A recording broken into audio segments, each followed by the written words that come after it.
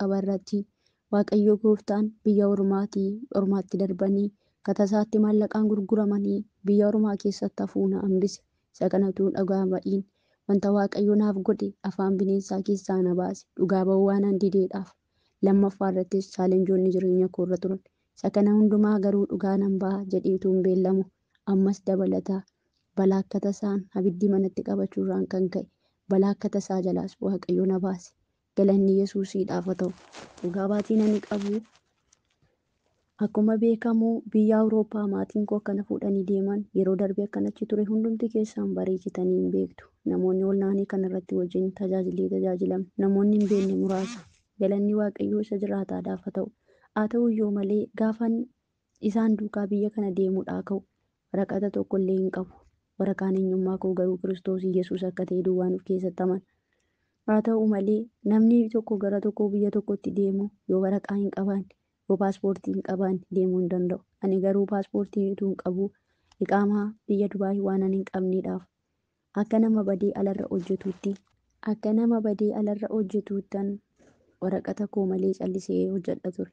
Haa ta'u malee as keessatti akka kanaatti utuun hojjedhu iyyuu mana kana keessatti bineensa akka qallabamu haalonni garaa garaatiin akka hin qoramu baay'een keessan bareechatanii hin beektu.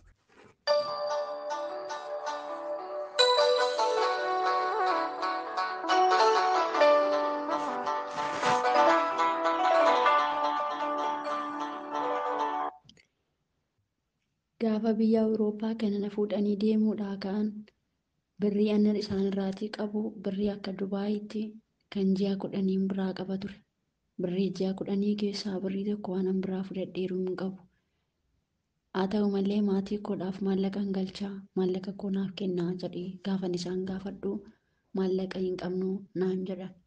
Yeroo baay'ee Waaqayyoonis nan kadhadha. Waaqayyoonis namoota nan kadhachiifadha. Garuu Waaqayyo guyyaa tokko keessaa guyyaa tokko abdii kutannaa koo keessatti nagatee na dhiisee hin beeku.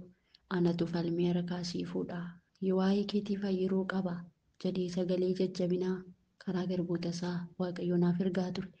Haa ta'u malee anis abdiidhaan Waaqayyoon eeggachaa yeroo hundumaa haala hin mijanne keessa dhaabadhee fuula isaa barbaaddachaa fuula Waaqayyoo deddeebi'aan ture. Utumaan kanaan jiru jarri kun deemuu qabda naan jedhanii murteessan. Gaafan gara biyya koo gara maatii kootti na galchaa. Ani kana booda maatii kootti galuun barbaada. Maallaqa koos naaf kennaa jedhee gaafan jaalalaan isaan gaafadhu. Isaanis akkas naan jedhan. Gara maatii keetti galuudhaaf biyya biraa deemna achii deebinee deemta naan jedhanii kana natti dubbatan. Anis Waaqayyootti bu'aan ture.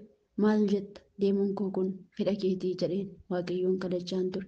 Waaqayyoon sodaatiin anatu si wajjin jira jedheen jajjabeessaa ture. Anis nama tokkotti tuun icitii koo baasee hin himatiin fuula Waaqayyoo akkuma deddeebi'aa turetti waraqaa tokkollee kanan hin qabne akkasuma maanjaa fi qaadii irraa kan hafe waraqaa hin qabne. Ayidii maanjaa fi qaadii duwwaan fudhadhee jarra kana wajjin manaa ba'e. Gaafa manaa ba'ee deemus biyya Turkiyaa jedhamu deemne. Gaafa biyya Turkiyaa jedhamu deemne achi geenyus achiitii naannoo bultii 2 bullee gaafa sadaffaa biyya biraatti darbuudhaaf jirraa naan jedhan. Ani garuu sana keessatti bilbila qaxxitaattiin maatii koo argadhu yookaan firoota koo hiriyoota koottiin argadhu hin qabu. Haa ta'u malee basmara jaraa wajjin siimii koo walitti hidhanii oolnaayinii garuu fayyadamuu nan danda'an ture.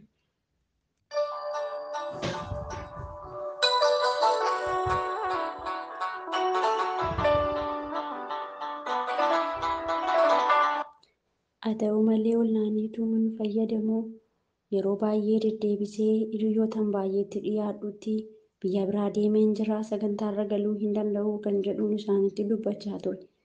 Achi sana yeroon jiruttis abjuun taanee fi mul'attoota baay'ee namatti hin tolleen argaa ture. Baay'ee jireenya koo irratti of sodaataa ture.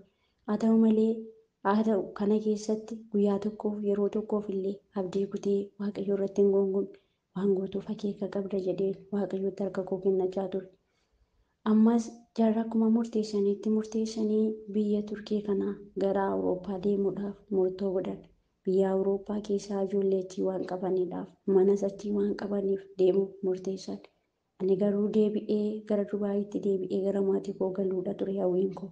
Haa ta'u malee Akkuma jedhanitti na fudhanii ammas biyya sana deeman. Biyya sana gaafan deemu afaan tokko illee hin beekun ture. Waan tokko biyya sanas waan ani hin beekneedhaaf kana nuti wajjiniin deeme mucaan intala jaraa turte. Isiinis akkasumaan jette makiinaa sittan kenna lookeeshinii siifan ergaa. Sa'aatiin barbaadetti dhuftee na fuuta. Sa'aatiin barbaadetti immoo gara manaatti deebita jettee akeekkachiisatti dubbatte. Anis tole jedhee itti walii gale.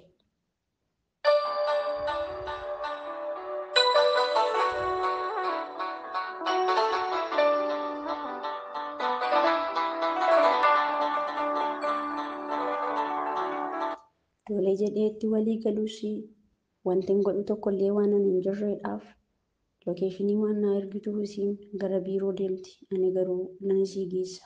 Guyyaa guutuu makiinaa keessa oola. Makiinaa keessa dheebodhee beela'eetu hin jedhiin achi keessa taa'inaan jette. Achuma keessa rafi hammaan yeroo hojii koo fixuutti jette. Ani garuu makiinuma keessan taa'aa ture. Makiinama keessatti tun taa'uu guyyaa tokko akka carraa ta'ee achi keessa nan rafe. Gaafan achi keessa rafu baay'ee abjuun taane abjochaa ture. Baay'een sodaadhe. Abjuun sunis akka afurri anaan mormu jiru jireenya koo irratti natti dhaga'amaa turan. Kana keessatti sodaa tokko malee olnaan irrattis nagaa guutuu akka hin qabu hiriyoota koottis ta'e waldoota kootti dubbachaa barreeffamaan nama hundumaa nagaa gaafachaan icitii koo kufadhee waaqayyotti bu'aa ture. Dabarsitee lafa onaa irratti nan hambisiin haadha koo qara laalaas hin hambisiin jedheetan gara waaqayyotti bu'aa ture.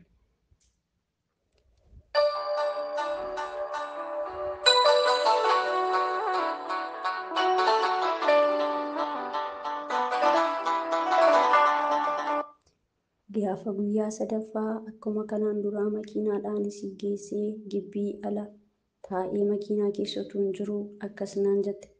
Eesii makiinaa keessaa hin qabsiisin makiinaa keessaan ofitti cufii keessa rafii jettee akeekkachiisa natti himte. Anis makiinaa kana eesii qabsiisuu dhiisee balbala kana hundaaf itti cufee makiinaa keessa ciiseetan keessaan ofitti qollofee makiinaa keessa ture.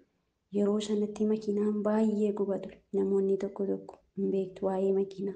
Makiinaa keessatti yerootuma eesiin qabsiifamee jiruyyuu yeroo mukeeyyiin makiinaa qabatee jiruyyuu baay'ee akka nama gubu hin beektan. Garuu isin akkan achi keessatti du'uudhaaf eesii kana akka hin qabsiifne naan jettee akeekkachiisa natti dubbatte. Makiinaas immoo akka nam tokko sitti hin banannetti keessaan ofitti cufii keessaan ofitti suwichii godhii keessa rafi naan jette. Keessaan rafa jedhee ishii jedhee itti walii galee makiinaa kana keessaan gaafan ofitti cufus makiinaan baay'ee abidda baase. Baay'ee gubees iddoon sun aduudhaan garmalee waan gubuudhaaf baay'ee na gube. Achi keessa tuuman jiru daataan isaaniin fayyadama waan ta'eedhaaf meegaa baayitii kan isaan irraa na hidhanii waan jiraniidhaaf kan ishee natti dhiyoo waan jirtuudhaaf yeroon ishee bira jirus sa'aatiidhaan waan na hituudhaaf yeroon dhaqee ishee fidus yeroon gara manaatti deebi'us daataa sa'aatiidhaan waan na hituudhaaf daataan sun hin hojjeta ture. Haa ta'u malee achuma keessa taa'ee goddanyaa kootti bilbila tokkoon bilbilee ture. Isii duukaa utuun dubbadhu deebiseen isii irratti cufe. Makiinaa kana keessa rafuudhaan baay'ee na gube. Salgii koo irrattis bifa bineensa jawwee fakkaatu ofirratti arga ture. Wareeree ammas hirriba keessaa ka'eetan nan taa'e.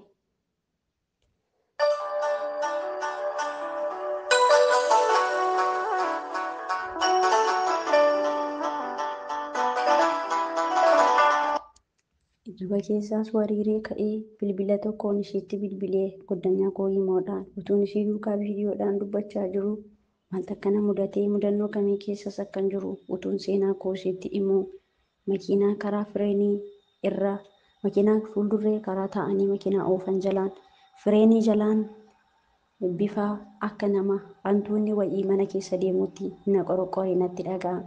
Mucaa goddanyaa kootiinis akkasan jedheen bifa bineensaa kan fakkaatu na qorqoraa jira luka koo jala maaltu akkas keessa jiru hin beeku akkasuma yeroo rafus bifa jawween ofirratti argaa jedheetan isheetti dubbadhee ture. Garuu gaafan akkas isheetiin jedhu isheenis akkas naan jette. Lakki bineensi makiinaa keessa hin jiru yaaduma sababa makiinaan gubuudhaaf sitti dhaga'amuu danda'a naan jechaa turte. Ani garuu kana hundumaatti lakki jedheen ishee moggotaa ture. Utuma isheen bilbila keessa jirtuu ol ka'ee wanbara gaafan achi ol qabu Wanbara jalaan gaafan achi ol qabee ilaalu bineensi maramee jawween achi keessa maramee ciisuun arge. Gaafan argus baay'ee rifadhe sodaa guddaatus natti dhaga'ame. Haa ta'u malee isiitti garuu bilbila dubbachaa bineensi as keessa jira ilaali jedhee viidiyoo akkuma isheetti dubbadhutti itti galagalchee gaafan itti agarsiisu nyaata inni achi keessatti nyaatu bifa duqeetii kan fakkaatuuf bifa dhiigaan achi keessatti nan arge. Isiittis nan agarsiise. Achumaan bilbila keessa ishee kaa'ee eerfoonii gurra kootti kaa'ee gara dubartii sanaas nan deeme. Maaliif dhuftee naan jennaan bishaan ani booddee shintibeetii deemus nan barbaada itti nan jedhe. Ani garuu kan akkas jedheenii nyaataaf dhugaatiif utuu hin taane bishaan irratti kadhadhee itti naquu waanan barbaadeedhaaf bishaan qoonqootti dhugus waanan hin qabneedhaaf murtoo kana murteessee garasii dhaqe. Isiinis lakkituu naan hin jedhiin manni fincaanii eessa akka ta'e natti dubbatte. Akkuma isheen natti dubbatteen mana fincaanii kanaas nan deeme. Akkuma deemeen alaandii namoonni itti fayyadamanii keessaa dhuganii qodaashaatti gatan keessaas nan baafadhe. Isattis bishaan nan naqadhe.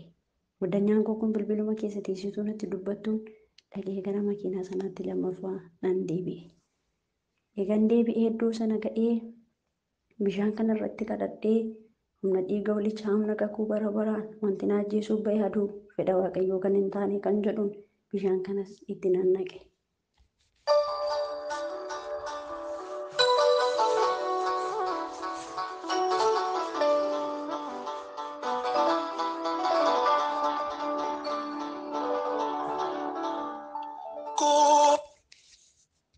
Akkuma bishaan kana itti naqeen bineensi kun makiinuma kana keessatti of tumuu jalqabe. Gaafan bishaan kanatti naqu makiinaan hollachuu jalqabe. Akkas jedheen goddanyaa kootti dubbadhe. Makiinaan utuuanii fi kootii hin kaasiin ofiisaatiif ka'ee raafamaa jira. Urgufamaa jira jedhees itti nan dubbadhe. Isheenis baay'ee sodaatte. Sodaa guddaan guutamtee keessaa bu'ii gara ishee deeminaan jennaan lakkin jedheen. Achuma keessa tooteenyuu isheen bilbila keessa teesse ani garuu makiinichuma keessa nan taa'aa ture. Utuun achi keessa taa'uu makiinaan kun oollatee duubaa fuulduratti akka nama feernoo kutee makiinaa gaafa qabatee deemu feernoon irraa citeetti makiinaan kunis of raasa ture. Ani garuu calliseetuman keessa taa'ee waaqayyoon kadhadha ture. Goddanyaan koos sagantaan na bira ga'e nan deema. Waaqayyo akkasii godhe ta'ii jettee bilbilan irratti cufattees hin deemne. Anis achuma keessaa waaqayyootti iyyaan akka barbaadde na godhi fedhaaf jaalala kee yoo ta'e garuu lubbuu koo hambisi jedhee waaqayyoon kadhachaa keessuma ture. Haa ta'uyyuu malee makiinaan kun naannoo daqiiqaa 40dhaaf akkuma nama makiinaa fuulduratti ofii duubatti deebisuutti gommaansaa kun ashkaraakkaramee as duubatti fuuldurattis deddeebi'aatuma urgufamaa makiinaan kun socho'aa ture. Daqiiqaa 40 taa'eetumaan callisee waaqayyoon kadhachaa ture. Utuu achi keessatti tiraafikiin naannoo sana jiran dhufanii maali makiinaan jedhanii na gaafatanis na hidhuu waan danda'ani. Ani garuu nan salphisiin jedheen waaqayyootti bu'aa ture. Haa ta'u malee erga makiinaan kun ofiisaatiif tasgabbaa'ee makiinaa kana qabsiisee gara manaatti gale. Ishii achitti dhiisee gara mana sanaatti hin deebi'ee gale. Gara mana ilma jara kanaatti. Gaafan deebi'ee dhaqee iddoo sana ga'us makiinaa kana keessaa bineensa kana gaafan ilaalu bineensi kun du'ee jira. Bineensa kana baasuudhaaf yaalii godhe. Garuu achi keessaa baasuus hin dandeenye. Ofii koo baasuudhaaf yoon jedhe hin danda'u. Haa ta'u malee achi keessatti garuu yoo argame yoo tiraafikoonnis akka carraa argan bineensa feetee deemti kan jedhaniin miidhaa guddaa narraan ga'uu danda'u kan jedhus dabalee sodaan guutan. Jarris yoo argannaa ajjeesuu laata kan jedhus baay'ee sodaan kootti dabalamaa deema. Sodaa kana keessatti garuu waaqayyoon sodaatiin ani gaachana keetii si wajjiniin nan jira. Falmeen harkaa si baasaa kan si falmutti naan jechaa ture. Anis abdiidhaan waaqayyoon eeggachaa gara isaatti iyyaan ture. Achii galgala naa bilbiltee isa jirtaa naan jette. Ani gubaan waan natti guddateedhaaf gara manaatti hangaleetti nan jedheen kottuu na fudhiyette.